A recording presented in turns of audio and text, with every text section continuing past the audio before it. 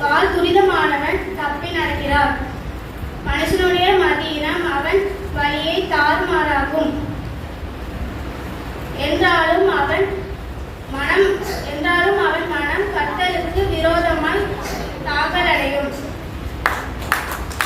உபாகமம் 8:11 உன் தேவனாகிய கர்த்தரை மறவாத படிக்கும் நான் என்று உனக்கு விதிக்கிற அவருடைய கற்பனைகளையும் நியாயங்களையும் கட்டளைகளையும் கை கொள்ளாமல் போகாத படிக்கும் எச்சரிக்கையா இது.